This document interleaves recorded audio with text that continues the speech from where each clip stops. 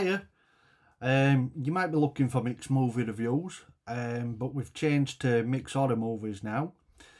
This is my first video since I've changed over. I'm not going to say it's my best. I was very, very nervous. It's an interview with Nathan Baesel from Behind the Mask, the Rise of Leslie Vernon. As you can probably tell when you're watching it, it's not my best interviewing skills. Like I say, I'm not making excuses, but with it being my first one, I was very nervous. I'm highly thankful to have him give me a chance and appear.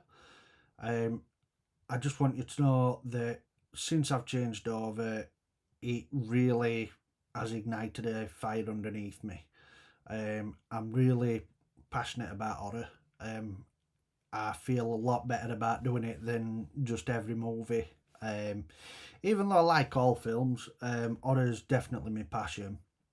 So here we go. Nathan Baesel from Behind the Mask, The Rise of Leslie Vernon.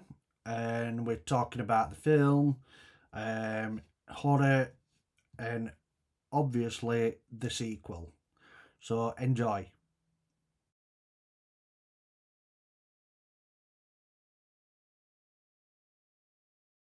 Welcome to Glen Echo, a picture postcard community that is itself representative of 1,000 small towns found all across America.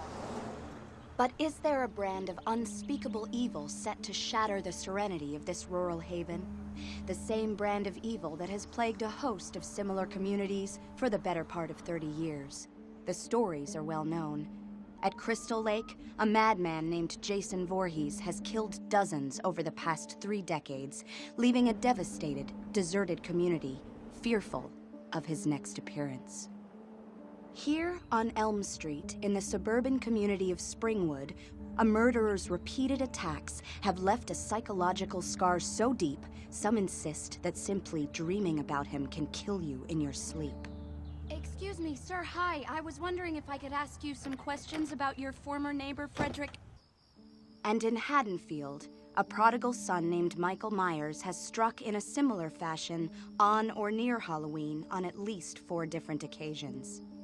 For these residents, Halloween will never be the same. Who are these men? How do they do what they do? What is the connection between those towns and Glen Echo? It will be here, our contact claims, where the next incarnation of unrelenting evil will emerge.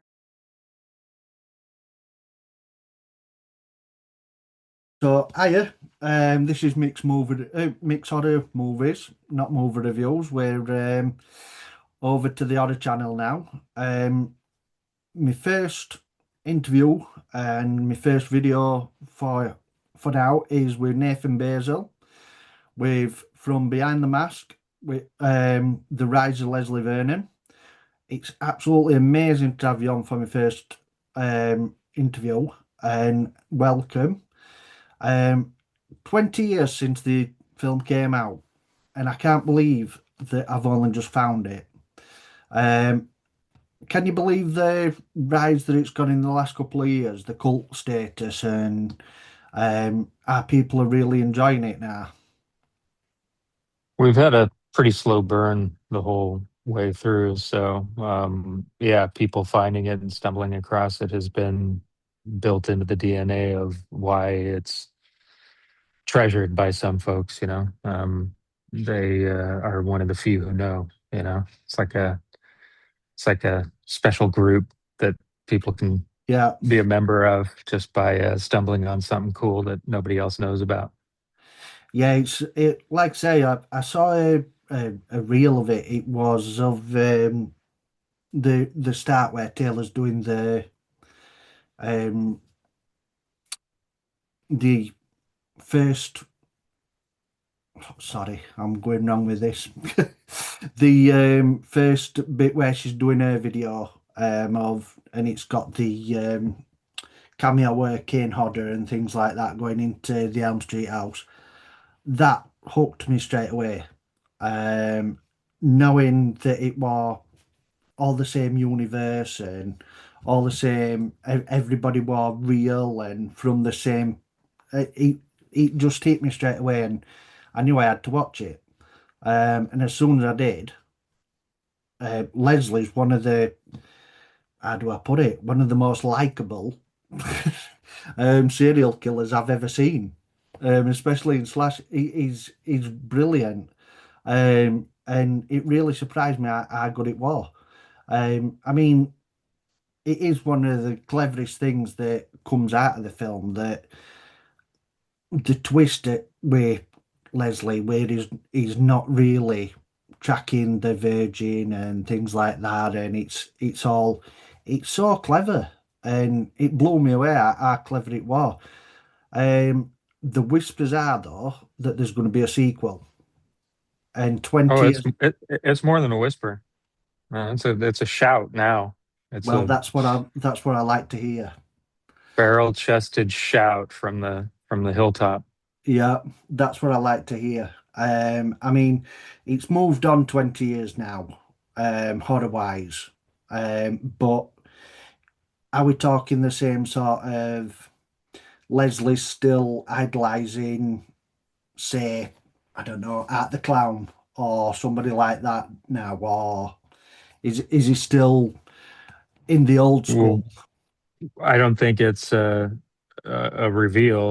We did an announcement, and we signed David Howard Thornton.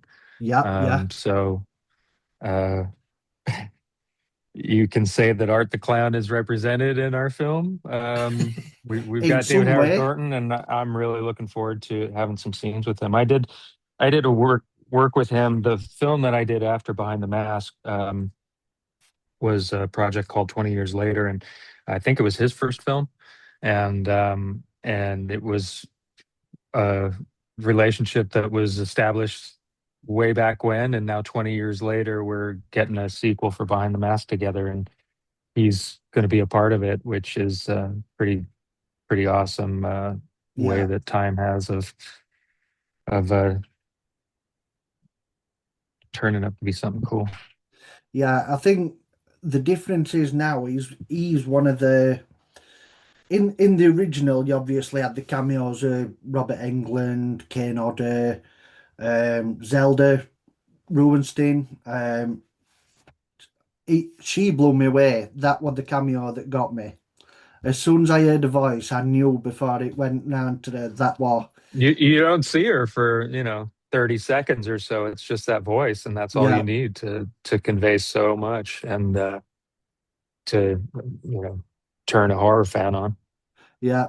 But but art now is, I don't think there's another one that's like that can connect to the older characters, like Freddy, Jason, Michael, all icons.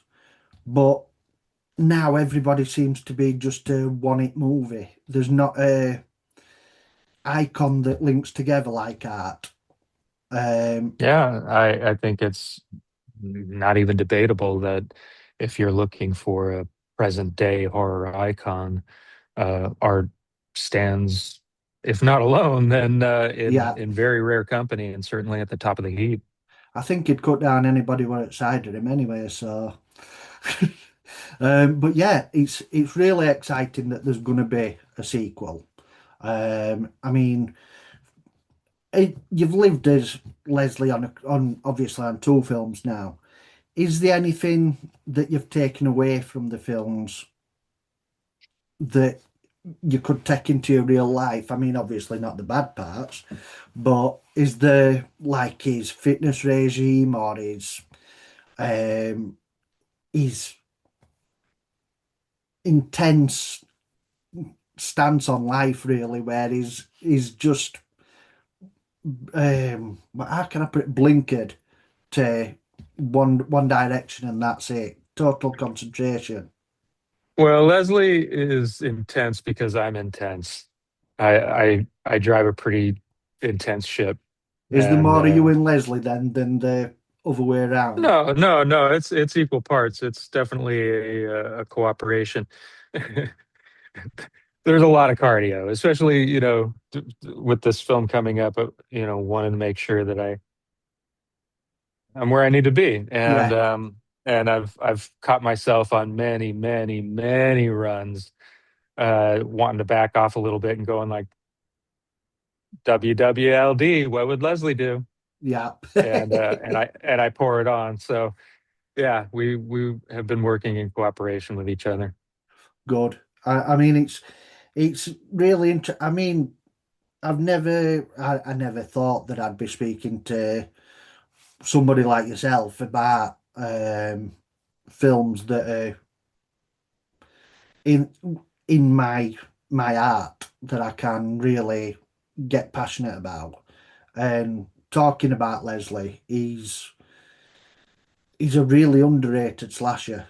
I don't know why he's not in the conversation more when people are saying, "Oh, who's your favourite outside the top 5 or 6?" You know what I mean? But he definitely should be in there more. It's been a slow burn, like I said, and Yeah, it is in the conversation. But yeah, we didn't make a movie that was um, conventional, yeah, and not to put conventionality down, but conventional is familiar, and it's soothing for people. And we definitely worked hard to entertain folks, but the uh, the the real effort that we were um, putting in was to try to make the best movie that we could with the limited resources that we had. yeah. And those limited resources are clear throughout. And that's a I see. turnoff I for some don't think they folks that are. I don't think they're limit. I don't think they look limited. When I've watched it, it it really comes across as what it's supposed to be. The kind of found footage side of it with the documentary style and I don't think and I can't pick it apart if I'm honest. you just nailed the hammered the nail Yeah, is you can't pick it apart. yeah, And which I is a good think thing. I think it's a good thing. I think that's Yeah, what's helped it stand the test of time. However, initially, and even today, how do you describe this movie to somebody? How do you promote this movie in a way that is going to drive people, ticket buyers to theaters? yeah, It's such a weird movie. It's a comedy, but it's yeah, certainly a horror and slasher, but it's also, it's a bunch of different things, and it's a hard idea to convey in a way that sells a ticket. What the strength of the film is. yeah, yeah. I totally understand. It's not the easiest thing to try and understand, to try and explain, is it? It's a land where everybody exists from horror films, but we're doing a documentary about somebody who wants to be an icon, and it's like I say, it's weird. It's a weird concept, but it's a weird concept that actually works really well.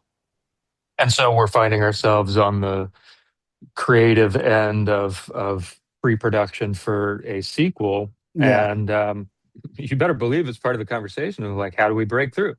What were the deficiencies last time, and how can we overcome those this time around? And honestly, a lot of that comes down to money, comes down to budget, and fortunately, we have been successful enough in the financing part of it, and in the Kickstarter, which, by the way, is still open and available for people to contribute to. There's really cool offerings on a bunch of different tiers, and so I would encourage people to check that out if they're I'll interested. put the But link in me. yeah, definitely do that. Yeah, Yeah, and I think we're going to keep it open for as long as the production's going, because it's, like I said, really cool offerings that we're offering on a bunch of different tiers, and The main thing that we're offering that I think has the most value for people who are fans of horror or who are just fans of independent film is a real granular experience of the production, and we're doing that through Discord, and we're manning it with our producers and our screenwriter David Stevie. Where once we're up in production, we're giving people the day-to-day experience of what it takes to make a film. Yeah, And I think that that value is going to be tremendous all its own. And I believe that that's available on all the contribution tiers. yeah. Like I say, I'll definitely get that link down there we've when I've wrote everything up. I mean, it's definitely something I want to get to anyway, because it's independent movies have definitely opened my eyes this year. I've not It's been, all about independent film. You could say that yeah, this year was the breakout of independent horror. hundred You know, percent, yeah, hundred yeah. percent. I mean, I've this morning I've just watched oh, Milk and Cereal. Mhm. It's the guy who did Obsession. Mhm. He's on his film on YouTube. It's a found footage one about a serial killer. It's amazing, and I can't believe that there's all these films in. Not to be disrespectful, but in the background that people missing out on because there's millions and billions being thrown at somebody doing I don't know, a Spider-Man film or um, one about the Romans fighting each other, and all these independent films that are a lot of them are more grounded in real life and things like that. They're a lot better, and I can't believe the difference in them. I'm grateful for films like Obsession, for Curry Barker and his group, and for Backrooms, and for the folks who are showing not just fans but the Yeah, industry that independent horror is a moneymaker. yeah, yeah, So keep your eyes and ears open for the next Curry Barker. You know what I mean? yeah, I feel like definitely. it's changing the game, and you can see the game changing while it's happening. Yeah, I mean, a lot of people are missing out on a lot of stuff. I've realised that lately. Yeah. Like you said, Backrooms, I really enjoyed that as well. That was really good. But I mean, the biggest thing that is, like I said, a sequel. I'm really, really genuinely looking forward to that, and I can't believe that it's took me 20 years to see the original. I Hey, you mean, came around. You the came around number of people eventually. that I've had to not apologise to, but when I did the review and they were like, but you need to hand your card in if you've not seen this in 20 years. And I'm like, it's unbelievable because I'm off, well, I'm off work due to disability now, but I managed to see a lot more films, which is a bonus. But yeah, seeing that, it was like I missed out on a big blockbuster. And that's no exaggeration. It was genuinely a really enjoyable film rather than one that comes out now where you've got like I said, the $1 billion thrown at it and it's CGI and I really enjoyed it. And like I say, I'm really looking forward to the sequel and seeing what the sequel can possibly bring further than that. Yeah, we'll see. It was always envisioned, I think, as a trilogy by the screenwriter David Stevie, and I think if he had his druthers, it would still be. Yeah, We'll see what happens with that, but it is pretty remarkable that 2 decades later we're getting the band back together. yeah, yeah. I mean, it is really good real good news, and like I say, I'm really looking forward to it.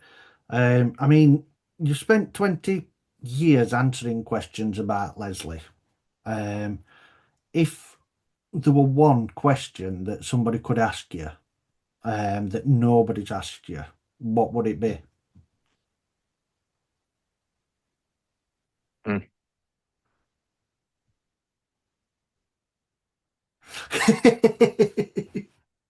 See that Are that you what asking me the to be a creative thinker? I don't do that. that I was the don't, one I that I just, knew that. somebody gives me a script, the words are in there, I memorize the words and then I say the words. See, you just do your job, don't you?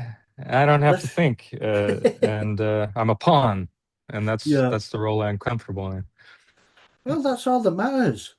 Is as long as you're happy, that's all that matters. And Yeah, it, but yeah.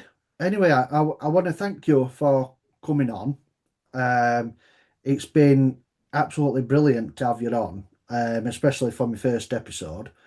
I just hope that I've not been too bad and you've understood my I dug your accent. story. I dug your story. I appreciated that you reached out, and I'm glad we made it happen. And good Yeah, luck to you in all of the rest of your podcasting. thank you very much, and thank you for coming on. So Yeah, yeah, this has been Nathan. I'll put the Kickstarter link below, and then we'll get it. I'll get it spread out there, and hopefully get some more in. sweet. Brilliant. Thank you. Thank you for coming on, Nathan. Thanks for having me, pal. Cheers. Take care. Bye.